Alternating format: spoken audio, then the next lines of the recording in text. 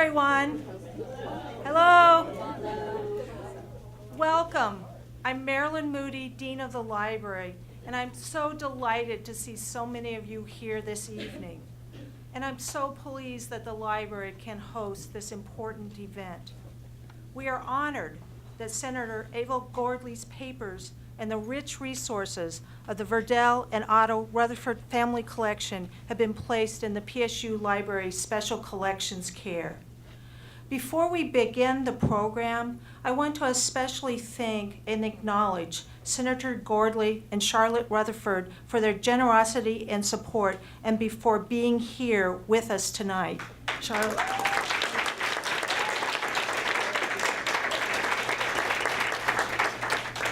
Now I'd like to introduce Chris Paschild, our head of Special Collections.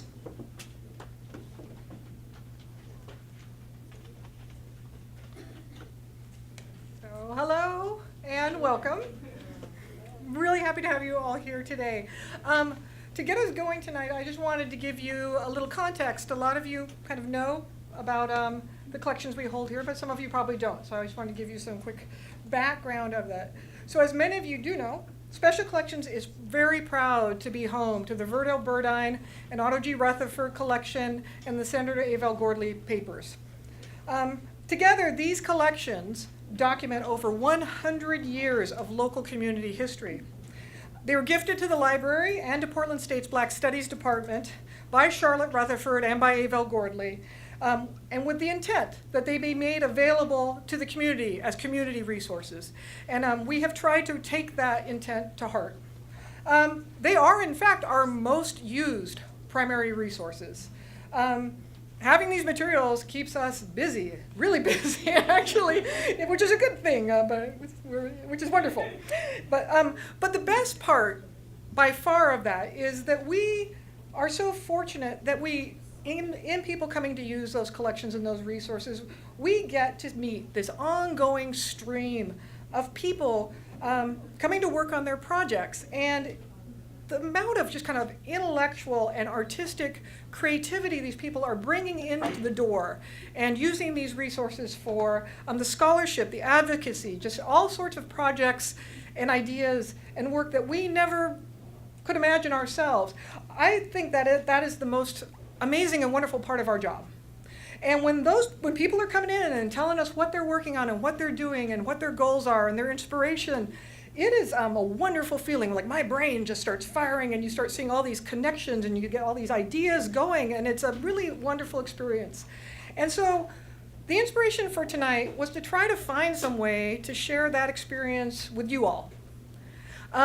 We want these amazing researchers and people who are working on things to know each other. We know a lot of you all are working on amazing projects or goals and doing advocacy activism, so we want you all to meet each other. So that was our goal, was to try to sort of recreate that dynamic, sort of interconnected sort of vibe that we get going in Special Collections. So that's why we're here tonight.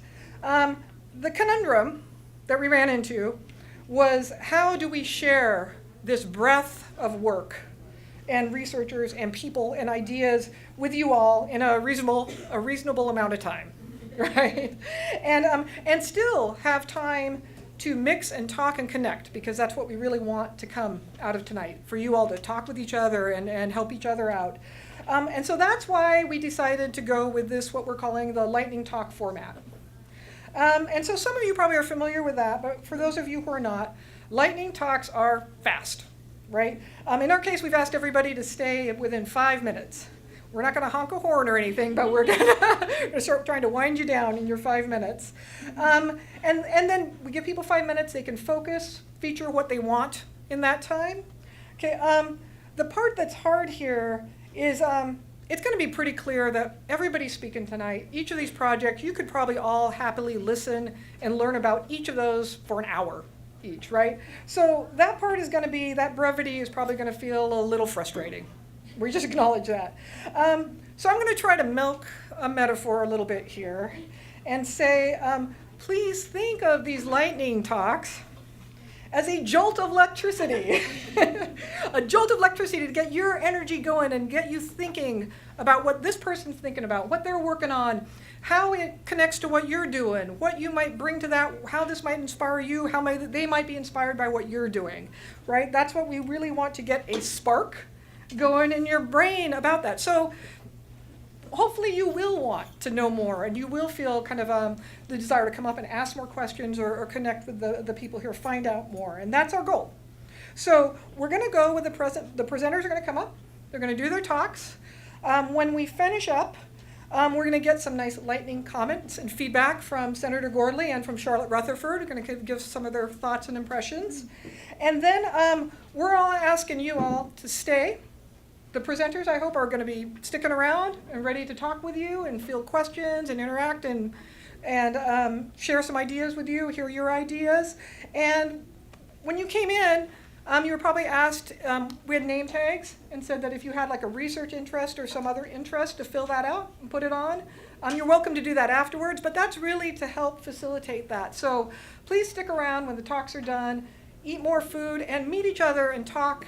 Some people are looking for specific information on things. Some people just, might have some ideas that you want to help out with. So anyway, with that, I'm going to get us going. I'm just going to read through the names, and then when people come up, I'm going to flag them up here. We're not going to come up in between to introduce them because we want to keep things moving. They'll have a slide up there that tells you their name, and we'll get going. So tonight, we're going to start off with Nadine Jelsing. She's coming on up. Then after that, we'll have Melissa Lang.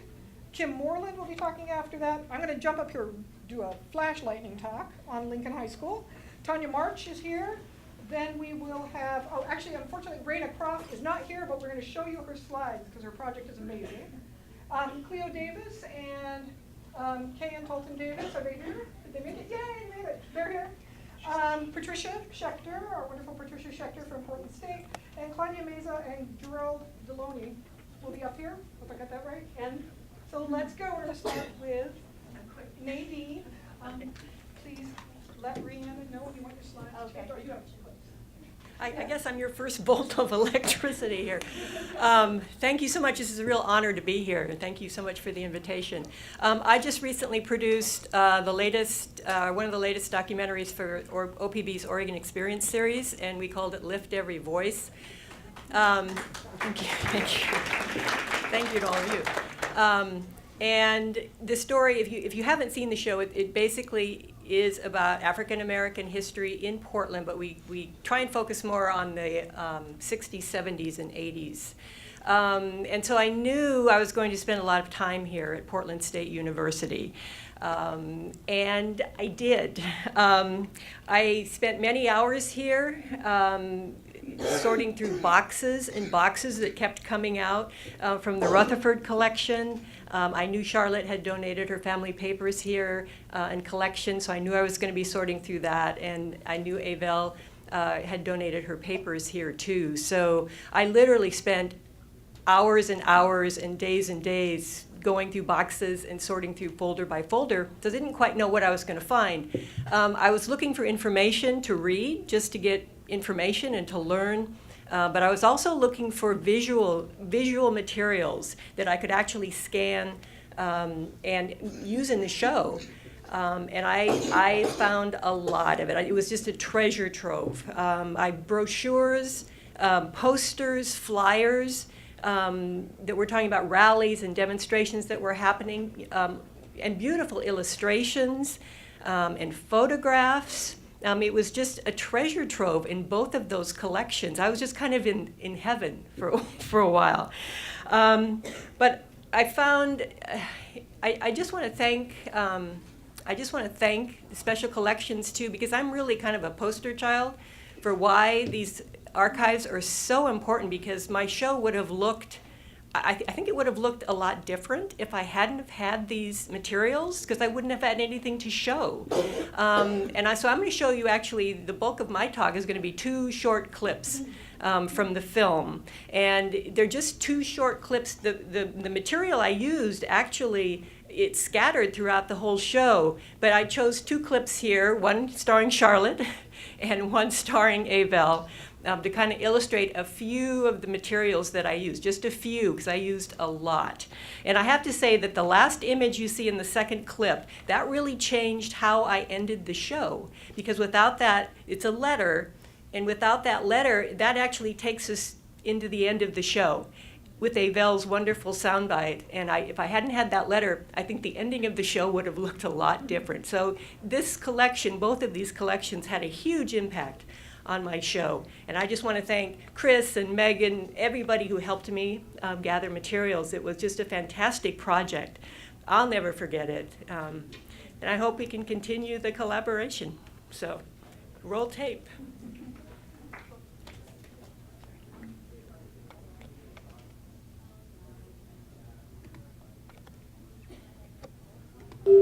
Charlotte Rutherford's father, Otto, was president of the local NAACP in the late 1940s and early 50s.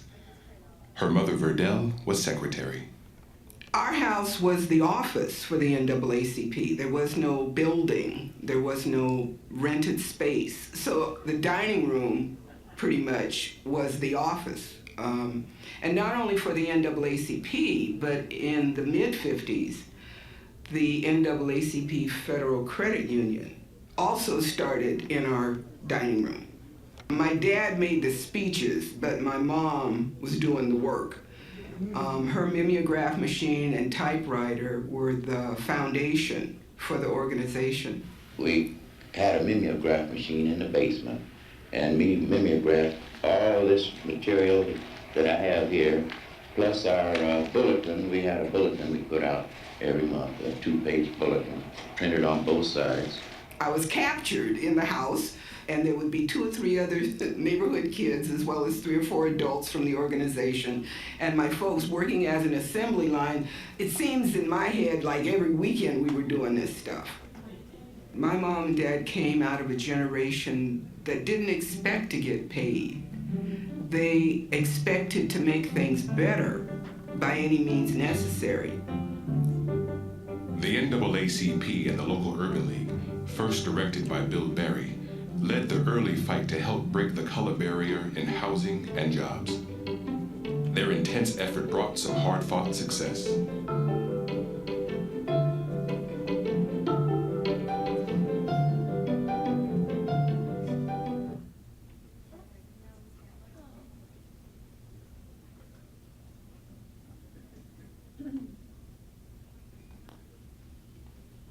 Oregon and much of the rest of America supported South Africa heavily by investing in the country's businesses. We asked companies to divest their holdings in any organization that had anything to do with South Africa. Portland was one of the first cities in the Western world in which there was a large-scale social movement that said apartheid is something that we can no longer ignore and that the world has to do something about. Portland had an Oregon citizen who was the honorary South African ambassador. Well, we asked him to resign the position. You wouldn't want to be an honorary ambassador of Nazi Germany, would you? Twice a week, protesters picketed the downtown South African consulate. People who had come out to support our efforts around education reform, people who had shown up at the school district for demonstrations at the school board meetings. These were the same people who were also involved in the supporting the demonstrations around Free South Africa. We had what became known as celebrity arrest. We got people who agreed to be arrested. Reverend Jackson and I led the parade the first time. At 72 years of age, the Reverend John Jackson was still out front, and the police treated him with the utmost respect. He would have lost his balance if they had put his hands behind him. He said, then we'll have another civil rights problem because the people are going to get mad at us for letting him fall. So they cuffed him in the front. And we told the police what we're going to do. This is what we're going to do. Ain't nobody going to fall down, kick and scream. You go ahead, you cuff her, take us on out. Nobody is going to be calling you a lot of nasty names. You got your job to do. We have ours. That's what I meant about community policing. We worked it all out. In January 1985, Portland's Honorary Council of South Africa resigned. He was the first one in the country to resign. So we earned the distinction of making that happen. Congratulations from the head of the National Free South African Movement arrived soon after.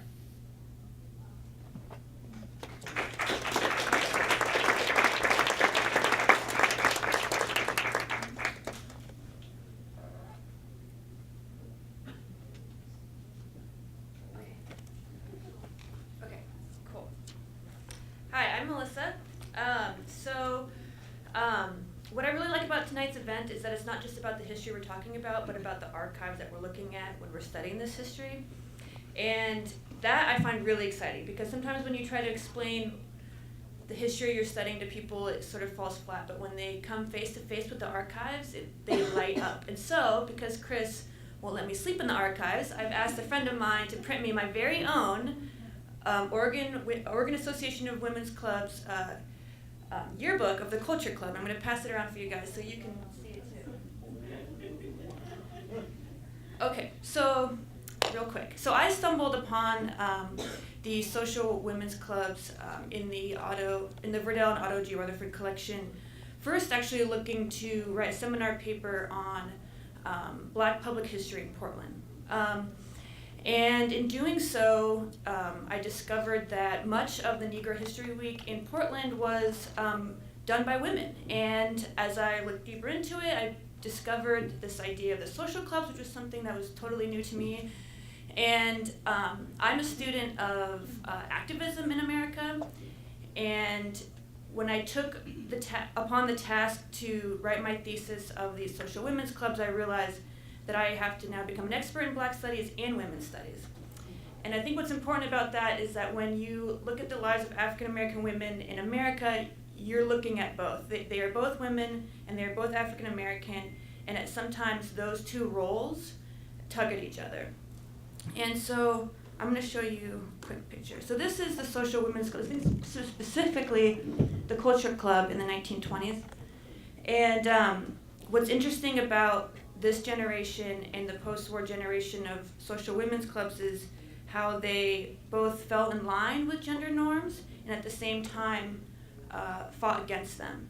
So, for example, much of their activism they did was through the home and through this sort of domestic ideal. At the same time, they were very political.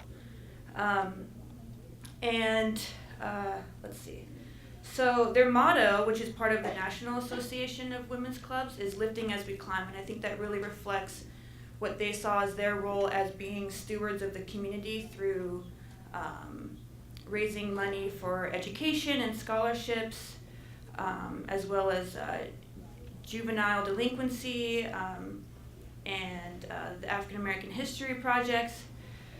So, what I'm seeing is that while they fell in line with this, right, I already said that, gender role, they fought against it. And as their roles civically and legislatively increased over time, these women even more so began to cross that gender line. And ultimately became full-fledged partners in the civil rights movement in Portland. So before coming here today, I did a rough count of the 1950 to 1955 NAACP roster, and 40% of them were women. And they were doing this in conjunction with their social clubs, in conjunction of being wives and mothers and their own jobs. And I think here's another picture of them, which I think at this moment it's undated, so if anybody here knows the date, that'd be really great. So what I find most interesting in my research is the way that these women saw their place in American society and culture more generally, whether in tandem or an affront to gender norms, and how their values played a part in their activism. So I could go on and on about different data points, and I'm finding that in the archives, but this is one of my favorite that, oh, you can't see it very well. But what this is Verdell's notebook. And here she is writing a rough draft to encourage community members to invest their savings into the Federal Credit Union, which is a really big part of the Black freedom struggle here in Portland. And so she's urging them to, bring in more of their savings and explaining how this is a really big part of the community staying economically stable. And at the very top, you can see here, this says, Dear Aunt Dolores and Uncle Bill, thank you for the moccasins. So this is obviously a note, and in my fantasy it's Charlotte, but I don't know. Okay. And she's sharing her mother's notebook. And this is all over the yearbook that's being passed around. This is all over her notes, all over the papers are little drawings and notes from her children. And so it just, to me, expresses how she was an activist and she was a mother, and that these things went hand in hand. And so that's what I'm seeing in the archives.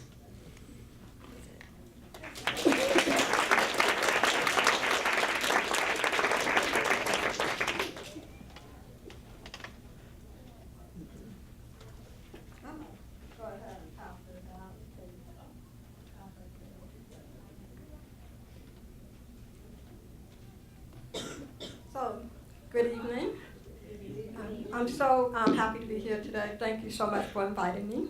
The Oregon Black Pioneers is an all-volunteer nonprofit organization that was founded in 1993 by a group of people in Salem who felt the need to document and share the history of African Americans in Oregon. Actually, Senator Jackie Winters was one of those original members.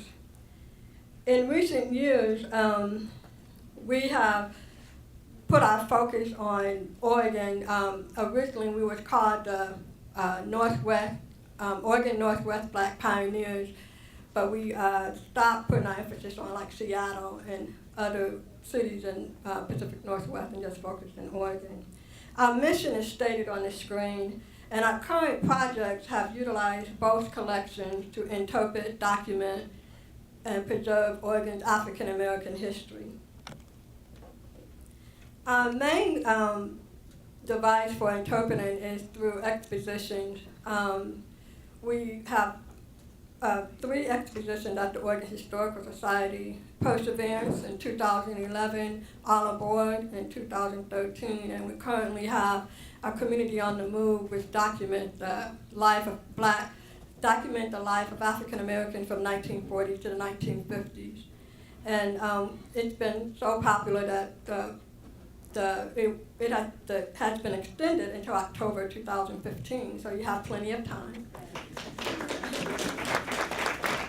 And this year, for the first time, we also had 2 exhibits going on in Salem, one at the Capitol Gallery and the other one at the Salem Multicultural Institute. And both the Community on the Move and All Aboard used the Rutherford collection quite extensively, and we also used Avel's collection as well for the research. We document Oregon's African American through publications. We currently have 2 publications which I have passed that I just is passing through the room. And one is Perseverance, which is the history of African Americans in Marion and Polk County that was completed in 2011, and also the images of America, African Americans of Portland in 2013. And as you look through that book, you'll see numerous images of the Verdell, Gordly and Otto Rutherford collection. And I also work extensively with Avel to document her family history as well. And I'm so indebted to both Charlotte and Avel for their assistance in this project. And it wouldn't have, happened without them, because Arcadia has a 180 images requirement, and so their help and assistance was very valuable. And I believe that I was probably the first one to use that collection. It wasn't even fresh out of the box before I started digging through those through the images. I also recently published an article in the Culture Work, which is a University of Oregon digital publication. We also are now kind of venturing into preservation in partnership with the State Historical Society. We have created a crowdsourced project that gathered information about historic properties in the state of Oregon that's associated with African American history. And if you go to www.makeoregonhistory.org, you can submit any information you have about building, project, geographical locations, any objects that was installed, inspired by African Americans throughout the state of Oregon. And the photo is of Cora Cox House, which is in Brownsville, that was built in 1864 for an African American woman who traveled across the Oregon Trail with her former slave and former slave owner. And in 1964, she bought acres, several hundred acres of land for $10 from her, from the Johnson land donation, which was part of her slave owner's property. And last week we had a bus history tour of African American sites in Portland, Corvallis, Brownsville, and we attempted to make it to Soap Creek, but we ran out of time, which is 8 miles from Corvallis, and that was a land donation and settlement of an African American woman named Letitia Carson and her Irish-born common law husband, because they wasn't allowed to be married back then, and they probably with the first black child was probably born on the Oregon Trail because they had a child while they were traveling to Oregon and ended up in Soap Creek Valley. And so for more information, you can contact www.oregonblackpioneers.org and please send me an email for any information you can share or any questions you have to ask. Thank you.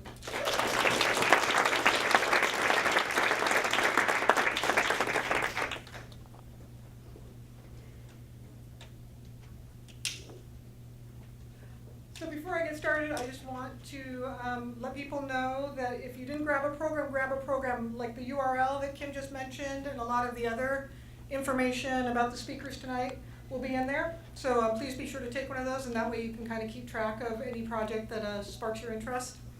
And so you're seeing we have a range of speakers up here. We have academics, we have documentary makers, and community historians. And I wanted just to take this opportunity to talk a little bit about our experience with high school students and talk about Lincoln High's visit here. And I know we got some Lincoln High students here. Come on, wave your hands. Come here, stand up. There's a lot of you. Come on, do it. Up, up, up. Yay!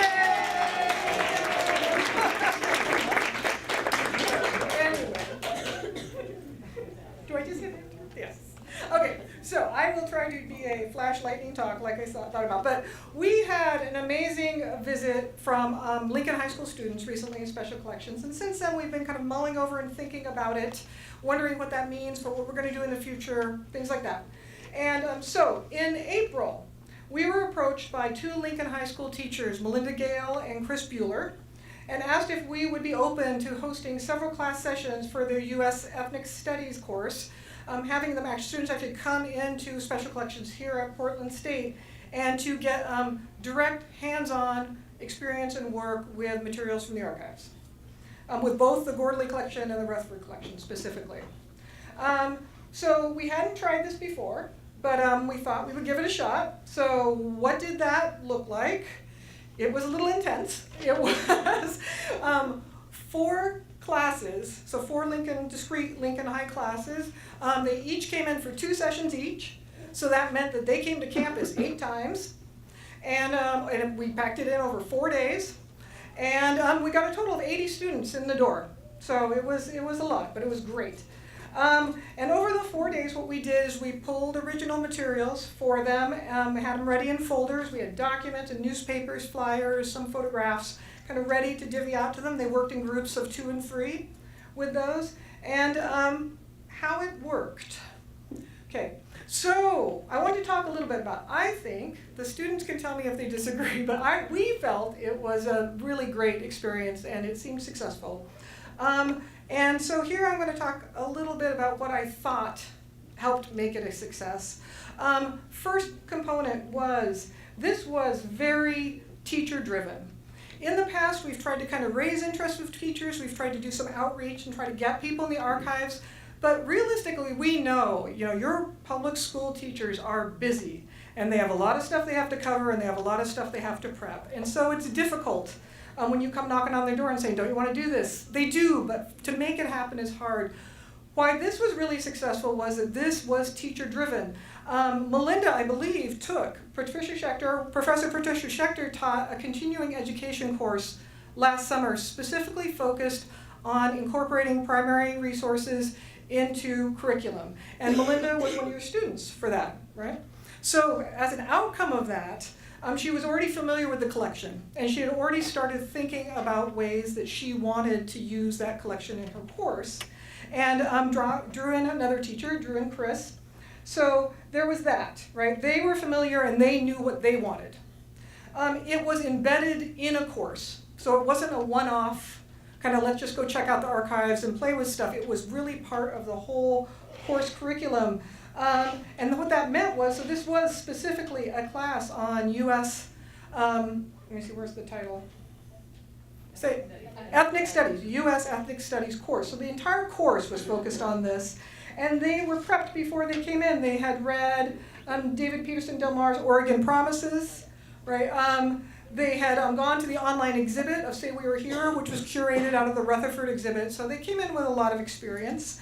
And the other part was that Melinda and Chris wrote up specific assignments that were tied to the collection and themes. And so they were really looking at kind of civil rights issues post-war, 1950s on. And so they had assignments that were tying them directly to these materials to work with. So for our point of view, the outcomes, you'll see here multiple outcomes from us, from Special Collections perspective, it was a great opportunity to see students learning about understanding primary resources, how to read primary resources. I think the teachers did a great job in the assignments that they gave in asking them, looking at the document in your hands, what can you tell about it? Who wrote this? To whom were they writing to? Who did it circulate to? Who probably saw this? How did they use it? Those are all the sorts of information literacy skills that we love to see our students get, right? So that they can learn to evaluate historical materials. And so that was wonderful to help facilitate that part of it.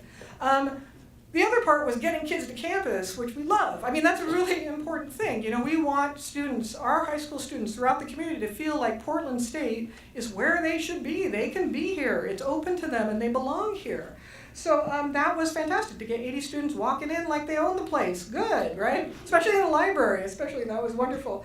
The other thing we loved is that it was focused on place-based history, which is a lot of what we focus on in Special Collections. So it's taking those broad national historical narratives that they're learning about in the curriculum, and they're seeing how did that actually unfold right here where I live? What are the examples that we see locally among the people I know or the neighborhoods I know? What happened, right? So those to us were exciting outcomes to see.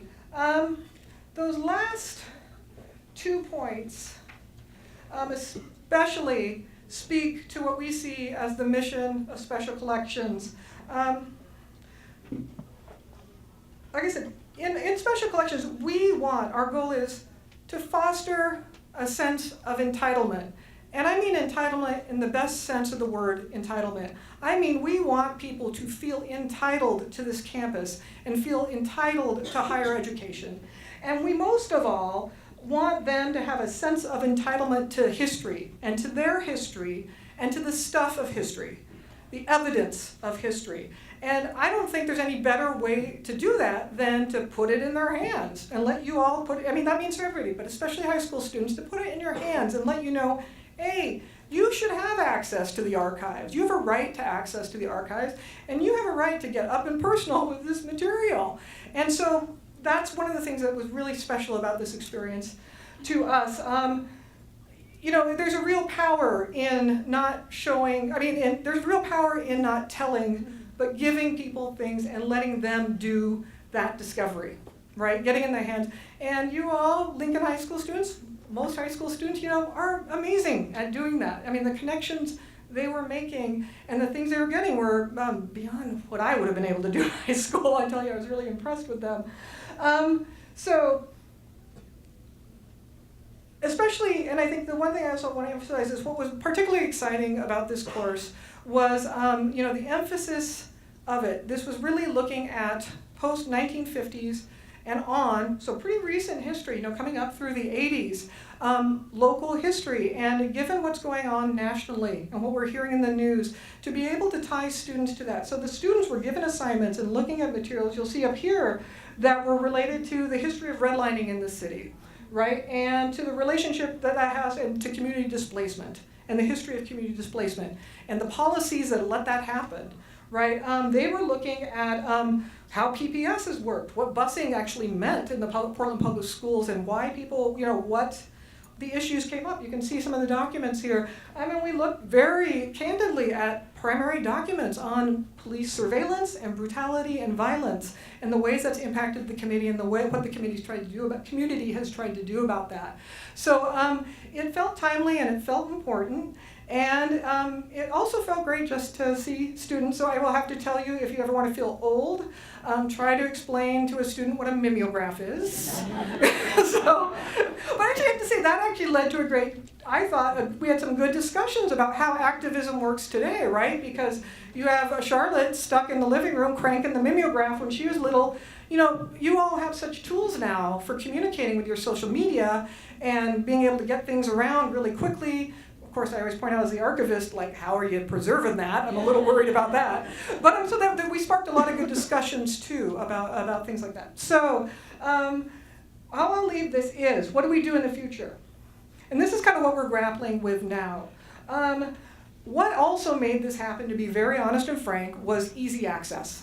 And that meant, they came over so many times. They came over because they were at Lincoln, and they were able to walk on over here. They needed chaperones, they had chaperones, so there were these issues of just accessing the collection that were really easy to deal with. So that made that happen. So as we think about expanding this out, that's one of the biggest questions we have, how would we do that? Because we understand the real constraints that teachers are under, and schools are under, and students are under. For us, it was an all hands for special collections. It was an all hands on deck experience. We had to be in there because we're careful with the primary documents. Students were fantastic, but we're in there watching and talking. And so we were all in there, all three of us from special collections, and so that was what we did that week.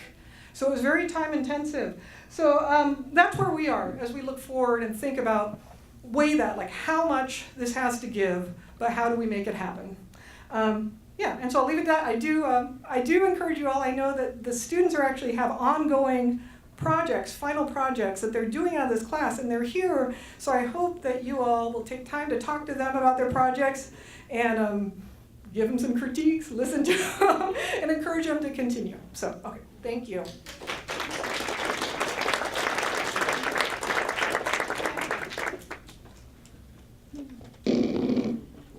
Hello, my name's Tanya March, and just after I received my PhD in urban studies with a focus on community development, I kind of had a sigh of relief. I've been interviewing for many years residents of Giles Lake Courts, which was when it was built in the 1940s, the 8th largest public housing project in the United States. Show of hands, and it doesn't count if you were on my PhD dissertation committee. Have you ever heard of this housing development? Okay. So it was a population of 10,000 individuals in northwest Portland, near where Montgomery Park is now, all the way out to where the dump is. That whole landfill where everyone probably remembers the Lewis and Clark Exposition of 1905. So as I finished, I know that 65% of my colleagues did not terminate their degrees. One of my good friends, who is now the Downtown Neighborhood Association president and gainfully employed in a career outside of history, while she was working on a history degree here at PSU, had been running capstone classes. So 41 oral histories of Black civil rights leaders were conducted, and they ended up in a closet because she moved on to other, more gainful employment. And here I was coming out of my PhD, not quite sure where I was gonna go, and looking at different jobs, and she'd asked me a few times to edit, She asked me if I could help her, because part of what was needed to be done, these were interviews that had been done in 2008, was to reach back to the narrators and get approval for the transcripts that had been done by the students. Now, anyone who's a student here knows that in 10 weeks, you have no idea that if you talk to someone for 6 hours, how much transcription that might end up being. And you're gonna be a little overwhelmed. Your fonts are gonna be all wanky. Your mannerisms of speech may not feel comfortable to someone who was born 1920. People like to say okay, okay is fine. People in print like to say okay-ay, for example. There's just lots of little things. I was looking at one again last night for a woman that I know, Minnie Bell Johnson, and I looked and I was like, oh no, she didn't live on Kirby with an I, she lived on it with an E, so I'm still editing them. Because if you're new to Portland, you were in this capstone class, you might not know the places that were being referred to, so you can't spell them right. So I know it says in here I did a lot of editing. Another thing I did was make printouts in very large font. I went to people that had the transcript on their desk for 3 or 4 years. They hadn't been able to read it, perhaps, because the font was 12 point, and that wasn't something that was accessible to them. And what I really wanted to do was build integrity and trust. My whole goal, since I had done my undergraduate comparative history work, was to unerase erased history and lost histories. And what I needed to do is I needed to go back to these people and get them to re-engage with a project that had been dormant for quite a while. It was rewarding. I was honored to get to meet all of these individuals that had been interviewed by the students. Even Felicia Williams hadn't had that opportunity. It had been snowball interviews. You went and interviewed Leslie Unthank, and then she would tell, we'll interview my brother next year. So as these classes had continued, more and more people are getting interviewed through the snowball method. And I really wanted these stories to be honored. And so I did not get these here into the archive because I was doing research on it. For me, it was part of building trust. When you have universities that go out into communities of color and get all these stories and it doesn't get shown, how are we going to build trust between our university and the communities that are around our institution here? I had done this previously in Berkeley, California with the free speech movement interviews that were in a refrigerator in an elder's basement, and it took 2 years to get them actually into an archive. But they were very secure in that refrigerator, and she'd been very active in a volunteer organization, but it needed to be somewhere where students could access it. And I was very hesitant to come tonight, and that's why it's sort of a last minute, but I want people to know these interviews are here. I didn't know if I was exactly the best fit because I didn't get to use the Rutherford collection, but one of the students had interviewed her. And so her collection is not just the ephemera in this collection, it's also her voice and her story in an oral history as well. Thank you.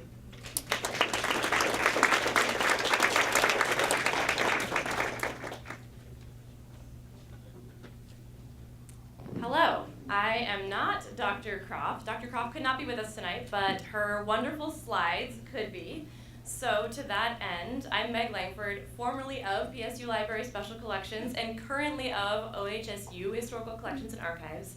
And I am just here to share Dr. Croft's wonderful slides with you and the briefest description of her project, and then raise a call for contributions and participation. Go to the next slide. So, Dr. Raina Croft is an adjunct instructor in African Prehistory and Black Studies at PSU, as well as a senior research associate at Oregon Health and Science University. She's in the Department of Neurology, as well as in the Department of Public Health and Preventative Medicine. And her medical anthropological research focuses on developing culturally relevant brain health interventions for African Americans. She has been awarded a grant from the CDC, so it's big.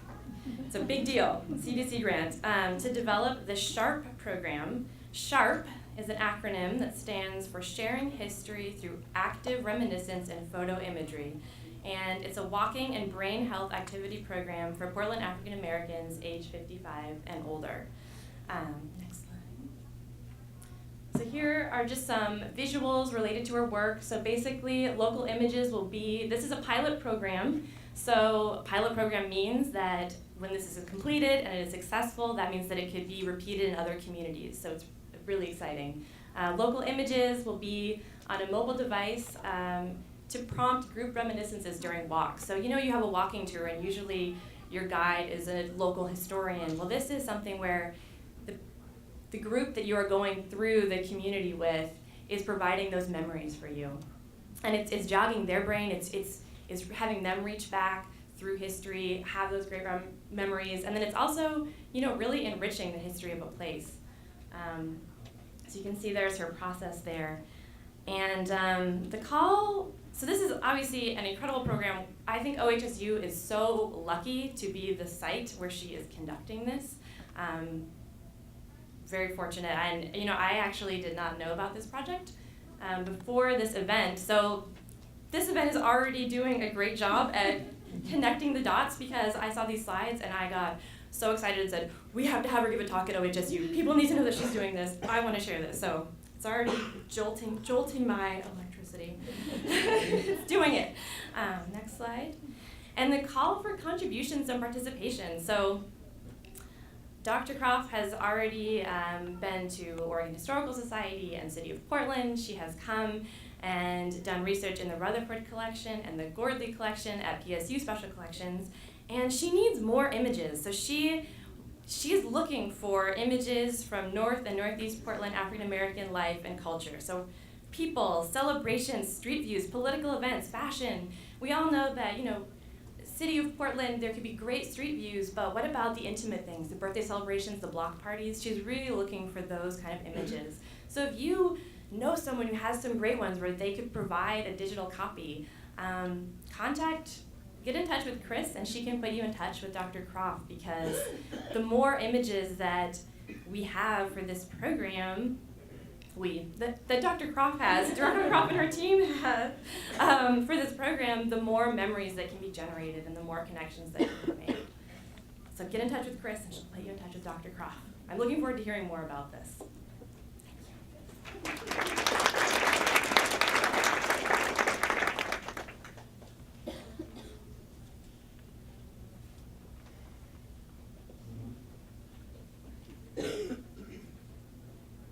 Good evening. Good evening. My name is Cleo Davis, and this is my wife, Keen Talton Davis. And we are here to explain about our project on North Williams Avenue. So a little bit about Williams, the history of Williams. In the early 1950s, Williams Avenue was the hub of the Black community. And babe, go ahead. My nerves are high. Yeah. Okay. We kind of wanted to. We can explain a little bit. Explain a little bit more. Yeah. Go ahead. When the Portland Bureau of Transportation, many of us are familiar with the bike lanes around town. And I don't know how many are familiar with the big argument about the bike lanes on Williams. It was huge. And so what came out of that was a committee that figured out the best way to kind of honor the history of the African American community surrounding Williams Avenue. And then out of that came a committee to organize an art project, and that was sent to RAC, and RAC put out a call for artists. And they requested that the art be figurative, draw on all the emotions, the full range of emotions that were going on in the community, from the joy of just having a very life-filling community, to the pains of the land being taken away from you by the city. And so what we came up with will be in our presentation about what kind of art we'll be putting on the street.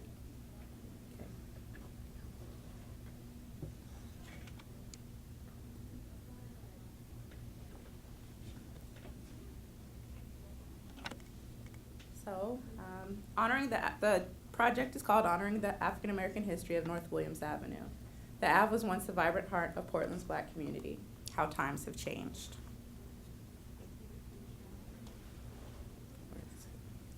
I'm used to a Mac, so.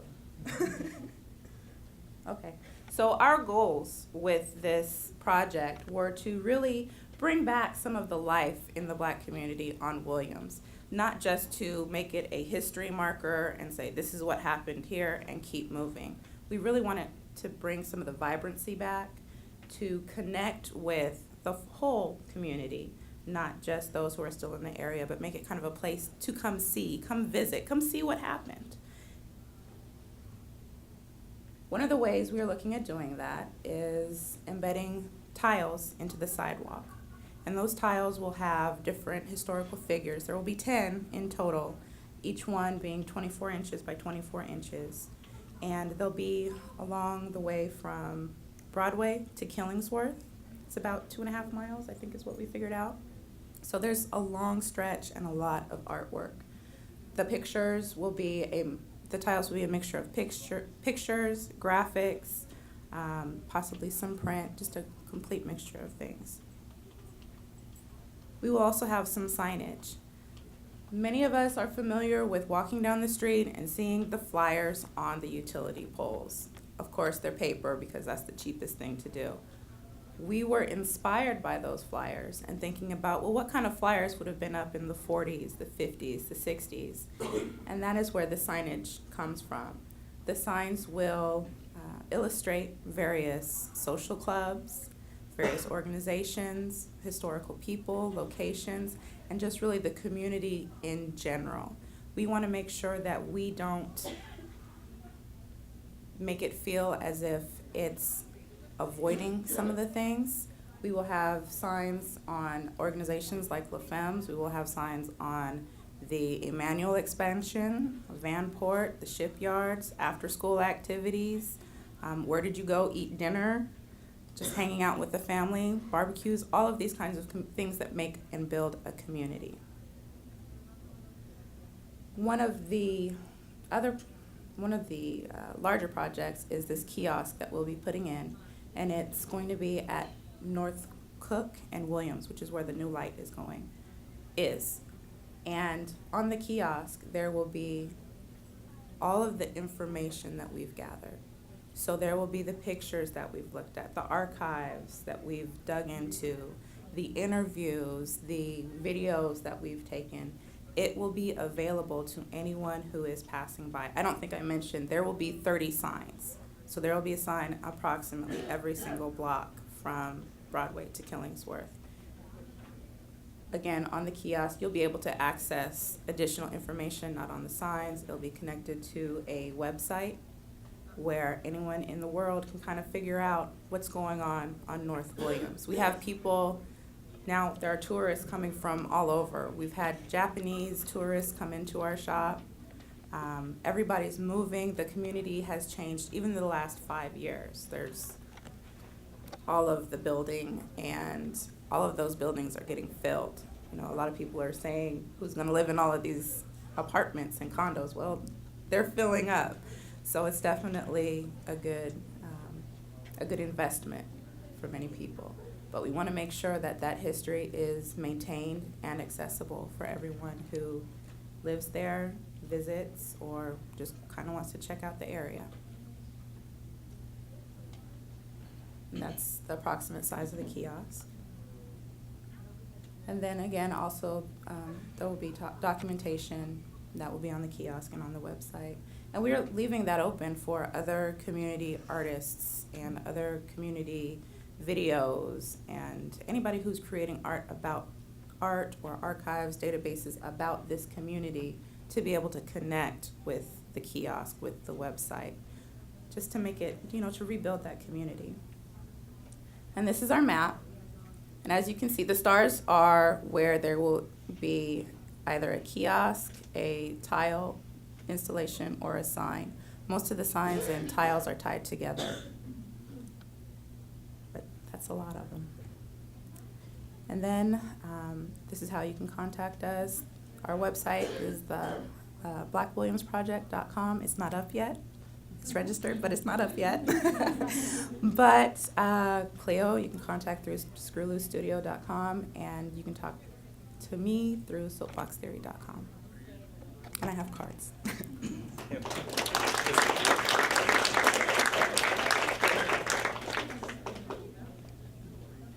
So I just wanted to say that we did a lot of our research here with photographs with the Rutherford collection, and it's a wealth of knowledge to go through. And this project here is very important. It's very important that this history is told, and it's very important to us specifically also, because we're one of only like 5 black businesses left on Williams Avenue. So, you know, we're putting our all into this and making sure that it is accessible and that the knowledge is out there, and that, you know, that we'll hold a lot of pride in that. So, thank you.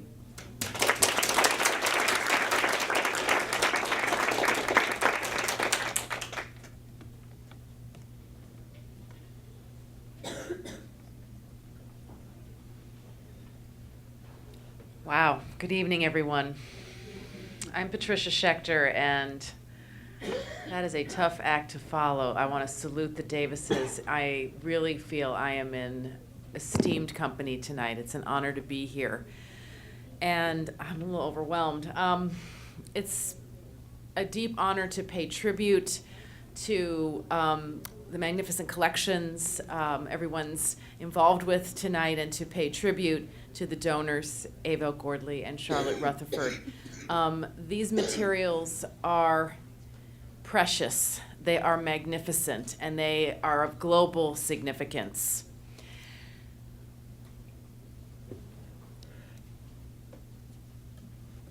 I think a theme this evening has been how to not just worship and give thanks, but to engage and to embrace the transformative potential in that work, in teaching, in art, in neighborhood organizing, community organizing, and I mean just a second shout to teaching, to really do the intergenerational work that holds us together.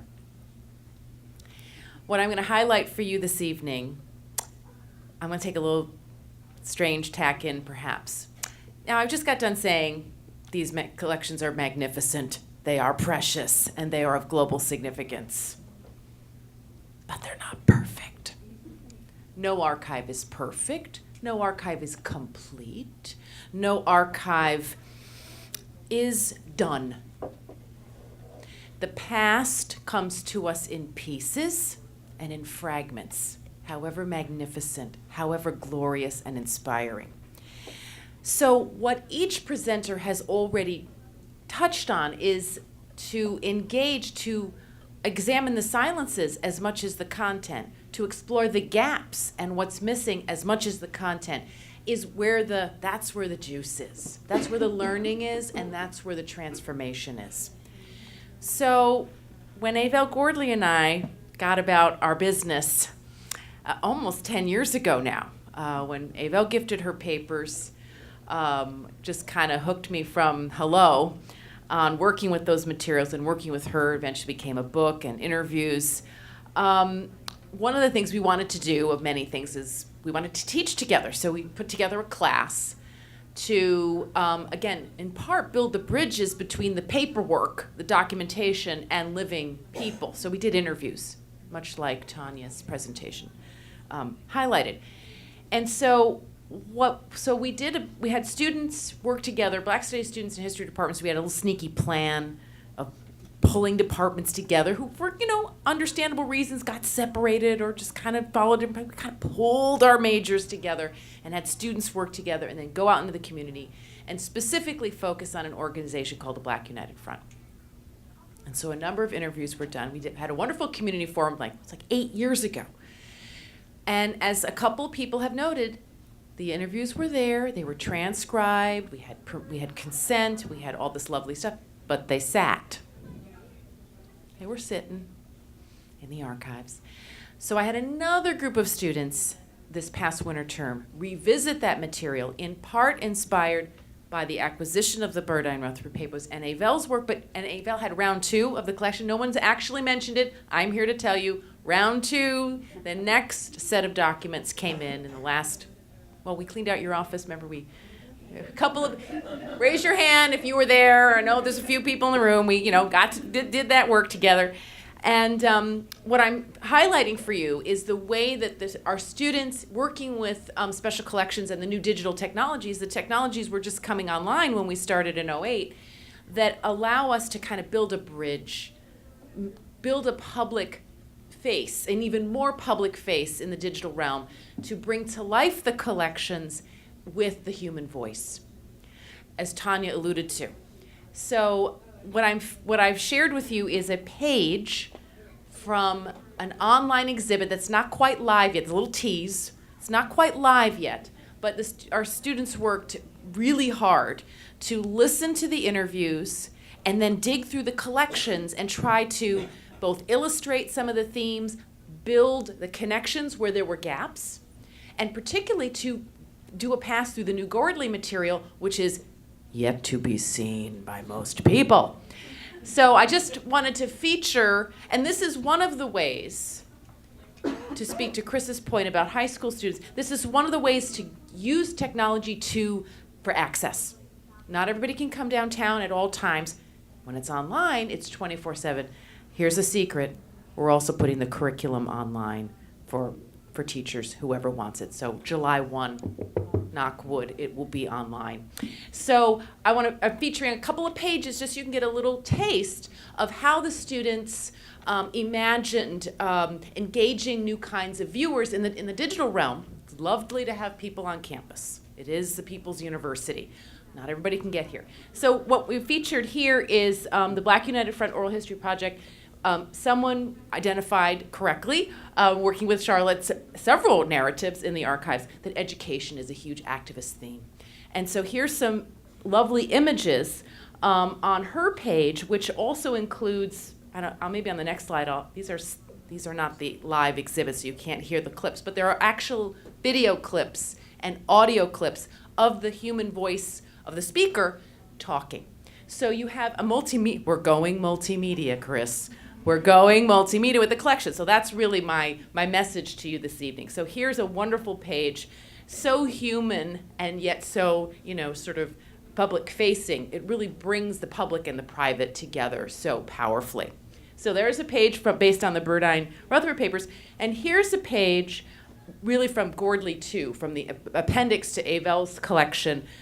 This is from Richard Brown's page. And you feature a few familiar images already from this evening's discussions. Some of the activism with the front. That beautiful goldenrod color was kind of a theme there for a while. Very vibrant. Upper right-hand corner, major press conference on police violence, and that's Avel. I can't quite see. Right there. And other kinds of documents. My jaw was. I talked to Avel for years about this, but just to see the document. And then we wrote the letter, right? As the person from OPB said, once you see the letter, then you can create a kind of narrative, a kind of intellectual provocation, that lightning jolt for a reader who may be on the other side of the river or on the other side of the world. So the documents are really important and creates a very powerful relationship to the human voice. So when this goes live shortly, you will see all the narrators kind of highlighted. So the front page, I probably want to start with the pictures because the front page, it's kind of a table of contents. It's not as visually arresting. But every one of those goldenrod colored names is actually a link that will take you right to that person's page. And then you get to sort of then the pages bring to life some of the materials and the voice. Is that my last slide? Oh, thank you. So just to nicely echo Tanya's project, here are the narrators that are featured in this wonderful online exhibit under the digital collections of Portland State University Library. And I just want to, again, acknowledge Charlotte and Avel's leadership throughout their lives. And when they were students, when they were young people, when they were at the height of their professional powers, and now as they kind of preside over all of this learning and engagement. And I'd also just like to thank PSU Special Collections, my other amazing colleagues at Portland State. Daryl Milner's here, and I want to acknowledge Renee Mitchell and her work in the community, and I have to also thank all the wonderful students I've had the honor to work with. A number of, if you're a PSU grad student in public history, raise your hand. You too may. They're wonderful. It is an honor to work with you. You are why I whistle on the way to work every morning. So thank you. Please feel free to talk with me, and I'm eager to talk with you if you have questions.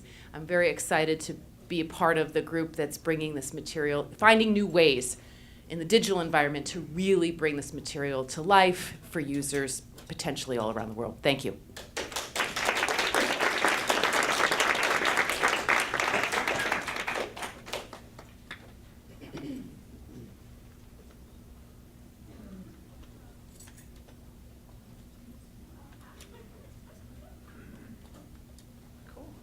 Hi everyone, thanks. It's interactive. I want to thank Chris so much for inviting us, and also for guiding me through the archives. It was very overwhelming, so that was very nice of you.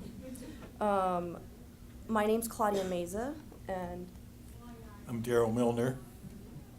I guess I get it. Come on. Gerald Deloney.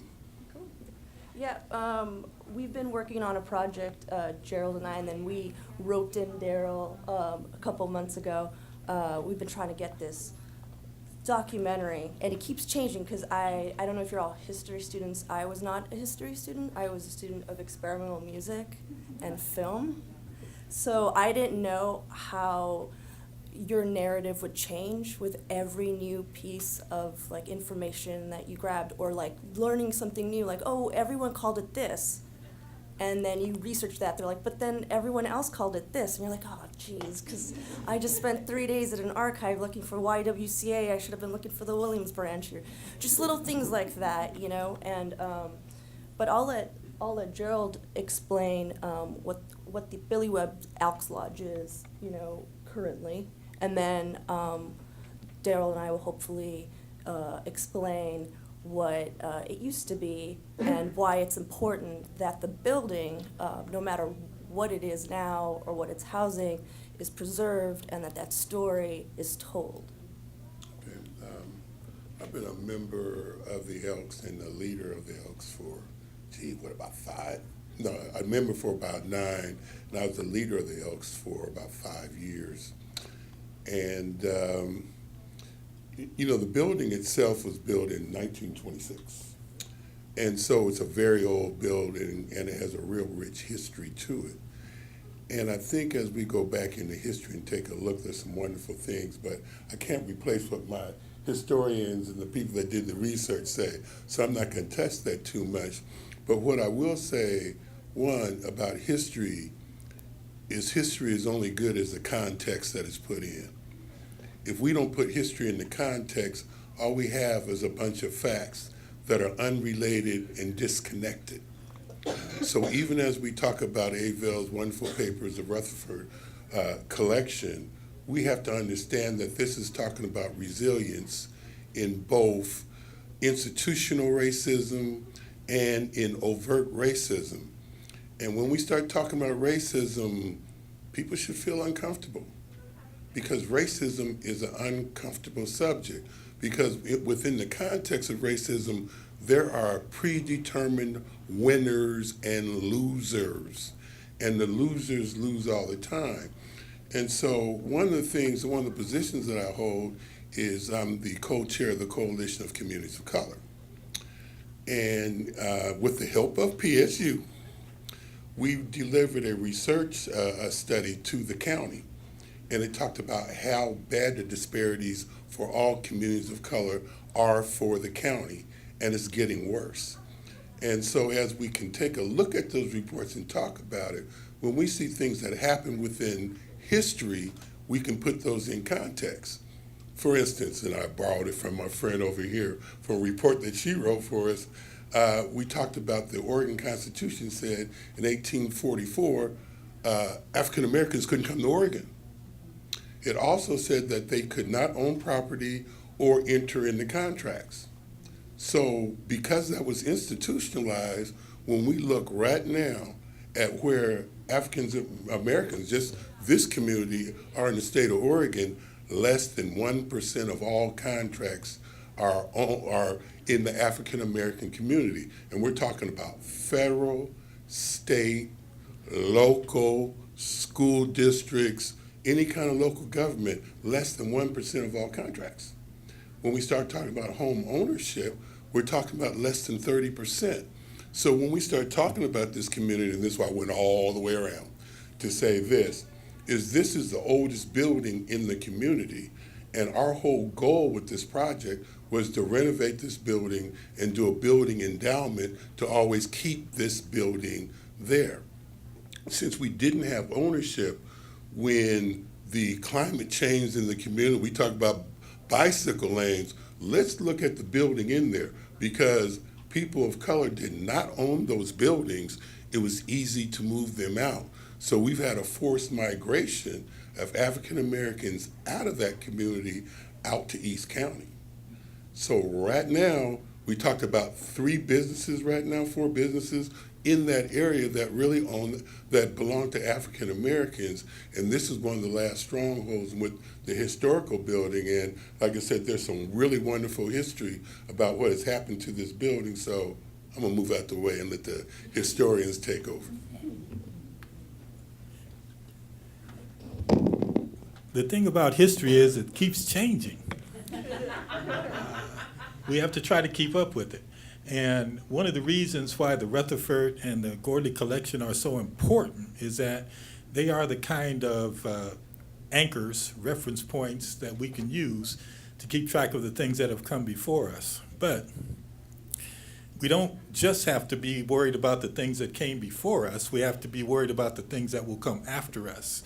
And that's what the collections will also help us do.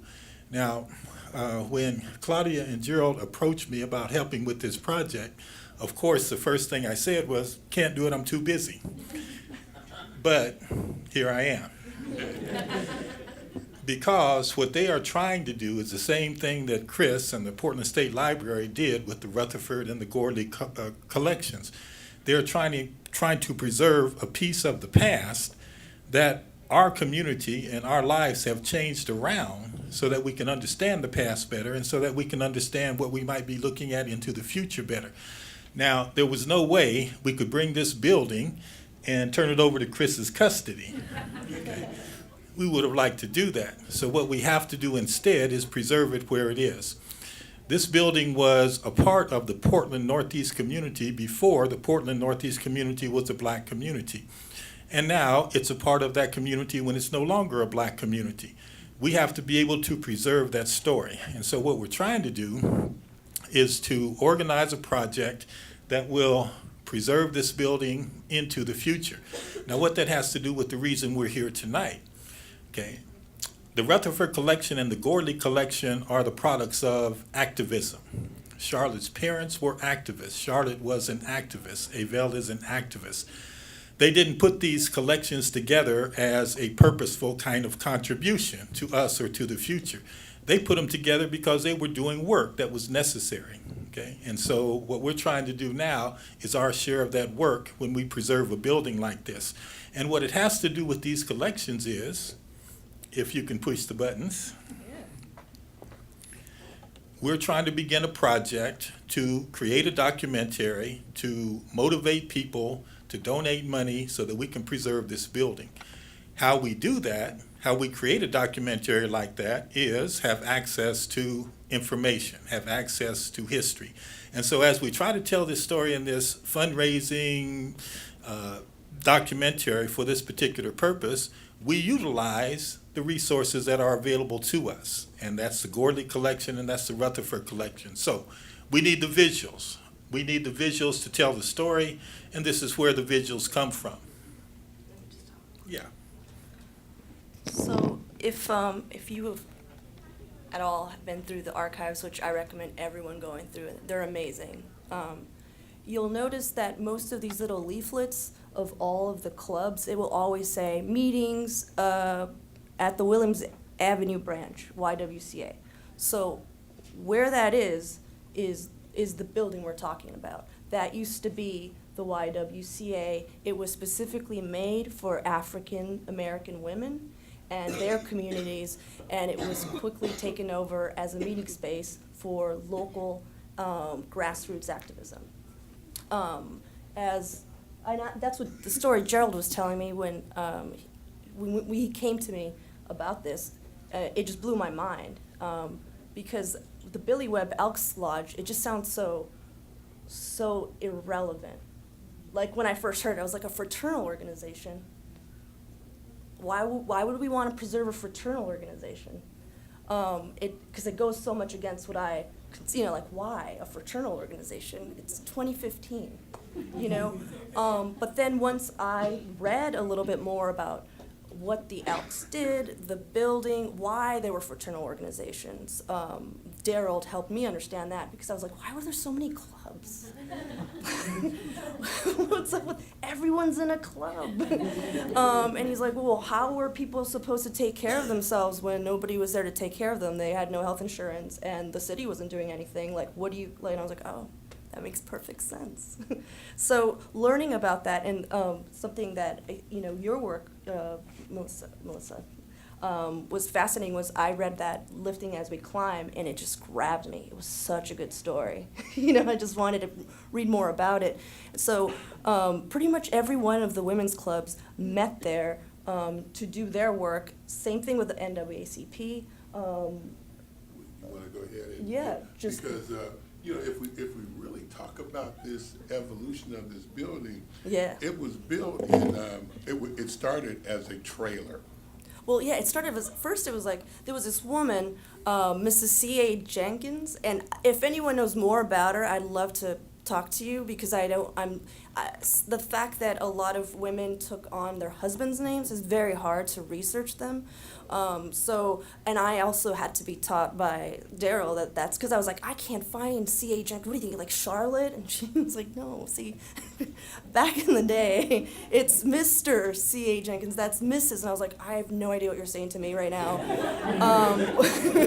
But I will research it that way. And so Mrs. C.A. Jenkins was the first person, and I know very little about her, who sent a letter to the national YWCA and was like, hey, can you help us build a branch here? This community really needs it. They need a place to go. The women, and it was very veiled if you read these letters. They're basically saying these women need a place to go. Which was, there was a lot of reading between the lines of these women need help in more ways that can be provided. It's not just a race thing. It's it's the most underserved community at this point.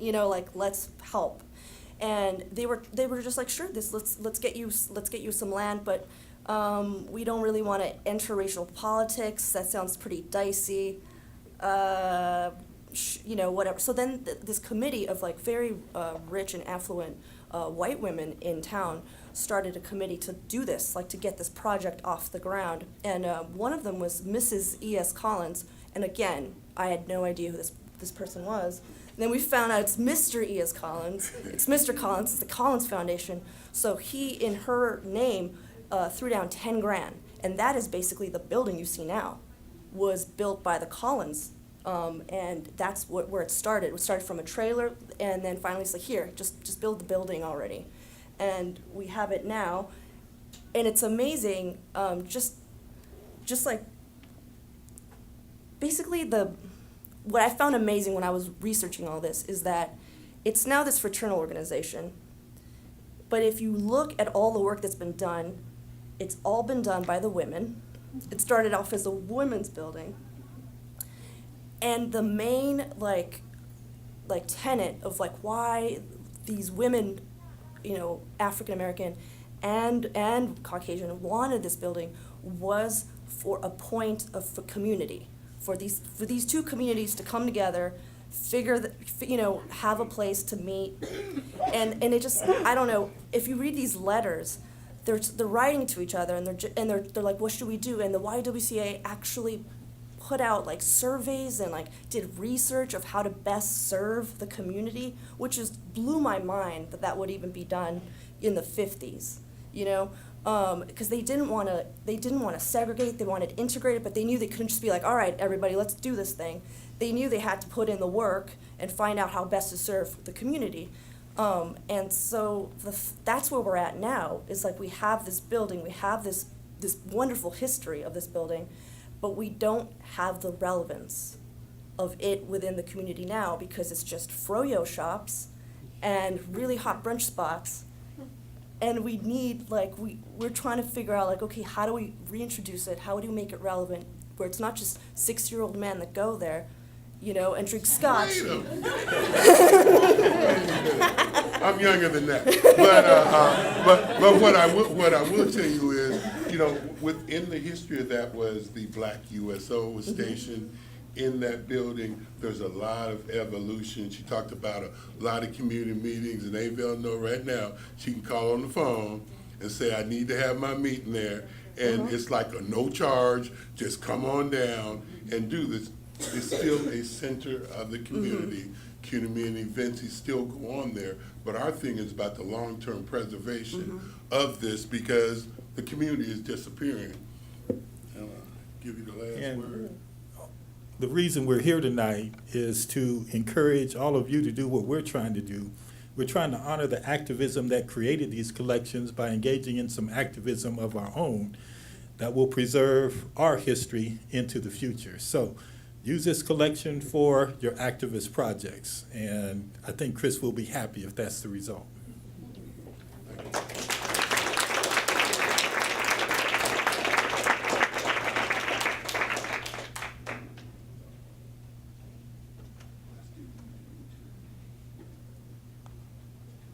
That's a pretty high note there. But I'd like to ask, I don't know how you guys decided who wants to go first, but oh, come on up. Okay, so Charlotte and Avel are going to come up and offer some comments. Oh, Senator Avel Gordly and Charlotte Rutherford are going to come up and offer some comments tonight. And then I really do hope you all stick around. We've got lots of food left, and we have this space. We can move chairs. I really, please, let's hang out and talk. But here, turn it over the mic. Judge Rutherford. Retired. Wow, I'm practically, but not entirely, speechless by the breadth of information we've seen, how people have used the collection. First of all, on behalf of Verdell Rutherford in particular, who I wish could see some of this, or I'm saying is seeing some of this, I had no idea what was in the collection. I thought the collection was newspapers. The boxes and what was in the boxes, I had this vague notion. I never in my wildest dreams imagined as broad a use as people are making of it. And I certainly never expected to be exposed as much as I personally have become. Some of the pictures that I gave, I really intended not me, but the rest of the people in the pictures. But folks who have gone through the collection have singled me out more than I ever expected they would. And you all will be seeing the Rutherfords, I suppose, in anything that has to do with African Americans in Portland for the next 50 years until somebody else comes up with a collection. I have to say that I hope the next time we do something like this, I see more students out of the Black Studies department who have found a way and a reason or been instructed, however it comes about, to use the collections more. They were given to both the library and Black Studies, and I encourage whoever hears my voice to make it happen where it's more equally shared by outside people who are just interested, and more importantly, by students here who are interested, particularly those students of the Black Studies department. I also would like to see, as Chris has talked about, more use by teachers, especially at the lower grades, not necessarily college age. Our children are so woefully uninformed about our local history. They see national history here and there. We all know who Martin Luther King is. But there's more to be said, and there's especially more to be said specifically about Portland. And I hope that happens in the future. Chris told me about, no, let me rephrase that. Chris forwarded to me an email that she had received from the daughter of a person who appeared in a picture in the collection. Chris, where are you? Isam? Ibom, not Som. IBOM. All right. Would you say just a few words about that? Because I was really struck not only by the comments the daughter of this person made, but by her appreciation for our having saved this information that she knew nothing about. Well, that was a pretty exciting day. It was a photo you help me out on this. It was the first case that kind of came up under the Public Accommodations Act. And it was the young man who pressed the case, his name was Godfrey Ibom, or Ibom, I'm not sure how to pronounce it, who was actually a student from Nigeria, who was here working actually to support himself in college at Oregon and got refused service at a restaurant in Eastern Oregon and was like, what is this? And pressed that case forward, and and went actually to the NAACP, and actually Otto Rutherford really was his champion, and they pushed that case through. Daryl knows more. He was a Portland State student. No way! Are you sure? Well, there you go, Portland State, woo! Right, and he went on to actually be a math, so anyway, we had that photo up as part of the digital collection of the Rutherford collection. His daughter Googled just his name, came to the photo, said, why do you have this photo? And we were able to scan all the newspaper clippings, scan everything from the collection that Verdell had kept, and sent it to her, and she had no idea. A very close family. She's a cardiologist in Texas now, and sadly, I asked, how's your dad? But he actually is suffering from dementia and can't remember or share anything at this point. He's still living, but he was not able to tell them the story. And all he had ever told them was Oregon was a beautiful state. And so that's what Charlotte's referring to. So anyway, I forwarded that to her. Who knew? So I look forward to the years coming, how other people find use out of the collections, and I encourage you to tell others about the collections and to tell others not to throw everything their grandmother has away, even their mother, but grandmother especially. Because it's tempting when you're cleaning out somebody's house and you don't know what to do with everything they've saved. It's real tempting to toss it all. So I encourage you, before you throw away anything that looks like it may have any relevance to history in this state or anywhere else for that matter, contact somebody, contact Chris if nobody else. But don't just toss stuff. I know you don't want everything, but so thank you.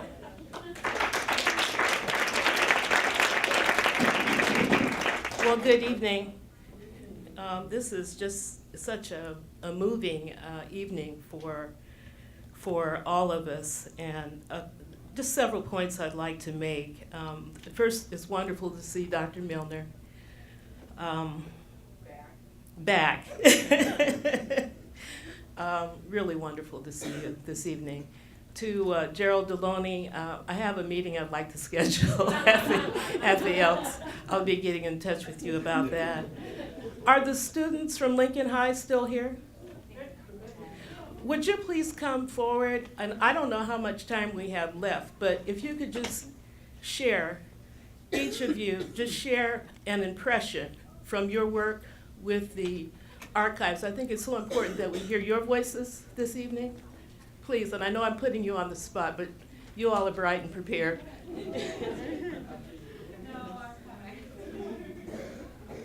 Say your name. My name's Rowdy Harrelson. Hi, Rowdy. Hi, Isaac. So when I first, I just want to start off, I really love history, and I kind of want to have a job surrounding history, maybe be a history professor. So when I learned that we were going to come to PSU to look at these great historical documents, it was kind of like a light bulb going off in my heart, and I'm just like, yes, this is one of the greatest things that happened to me since I moved to Portland. And what this really got me into was thinking we should share more about race in our school systems, and especially public school systems. And because I had never really known about any of this history, and especially not Portland history. And now that I've moved to Portland, and Mr. Chris Bueller has really, he's gotten me a lot into more Portland history instead of national history, because I found that Portland really does reflect the rest of the country. And I didn't know Portland was as bad as it was, even just right now, until I really got in touch with all the documents and things like that. So I'd really like to thank Chris for just letting us come down here. That was really great. Thank you. Okay, my name is Franny Mace, and I'm not going to talk for very long. But this last summer, when I was deciding whether or not to take this course, I didn't really know what it was about. But then the first week, Mr. Bueller introduced me to something called race, which I had never really known about because, well, I'd never had the experience of experiencing it before. But then a couple weeks ago when we came here, we came to PSU and saw the collection, and I feel like my world changed because I saw real history from real people in Oregon from 50 years ago, and it's not that long ago, which I thought was very interesting because this history that we see is recent, and the way that we can use it to change how we will continue to use the history is very important. Thank you. Hi, my name is Isaac Cannon, and also like Franny, when I signed up for this class, I put it as an alternate, and when I first saw ethnic studies, I thought, oh, Martin Luther King Jr. But then, as Mr. Chris Bueller said, first off, we're not going to be talking a lot about MLK. We're just going to be focusing on everything good and bad that has happened to race as a social construct, and getting to the archives here, and I'm a photographer, and seeing all the photographs have really brought a great impact on how I experience things inside and outside of class. Yeah.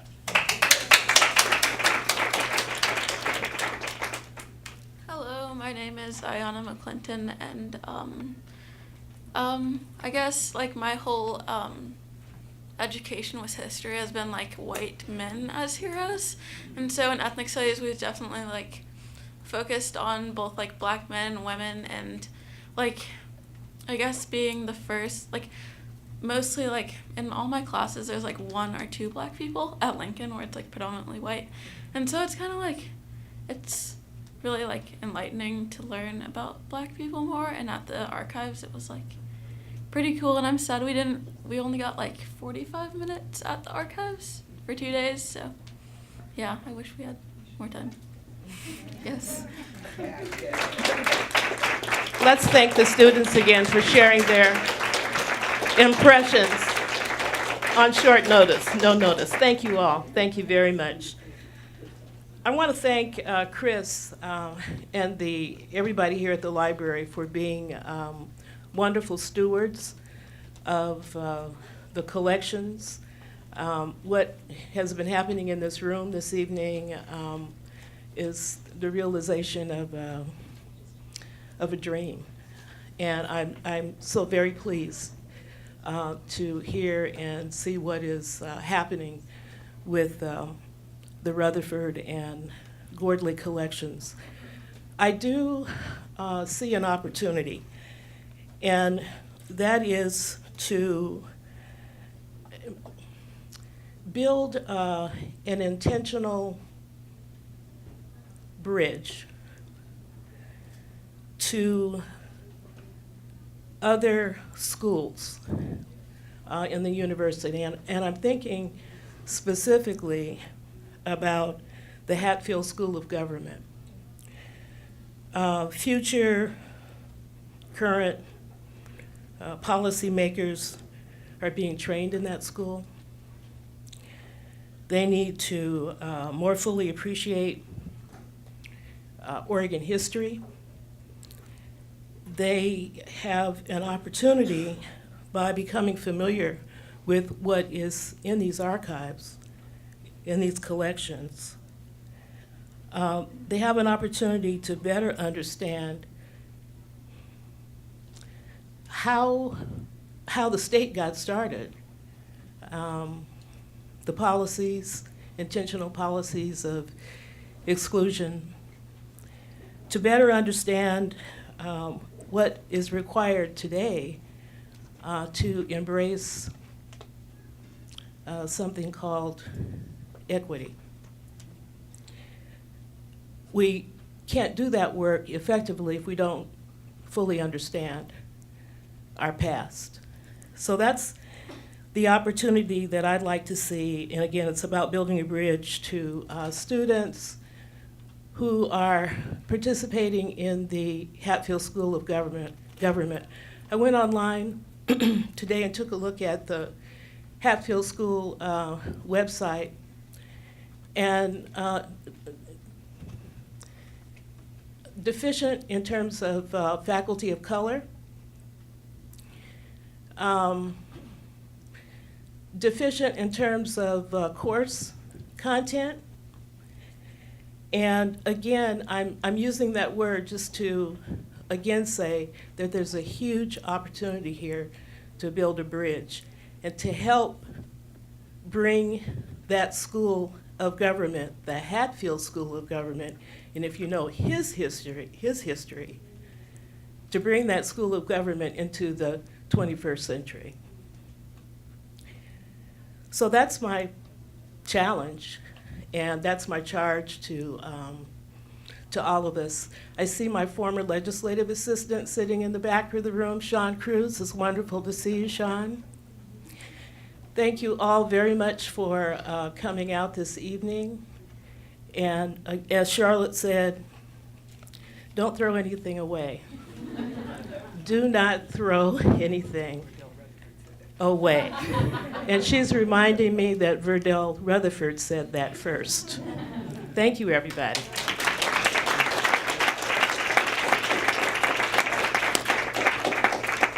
So yeah, thank you again for coming tonight. And yeah, I second what they're saying. The other thing I say to you all is not only think about not throwing away your mother's stuff, but think about everything that you're doing right now, right? I mean, I don't think Charlotte and Avel, when they were doing this, thought like what we're doing is creating history. They were in the moment and they were trying to affect change right there on the ground.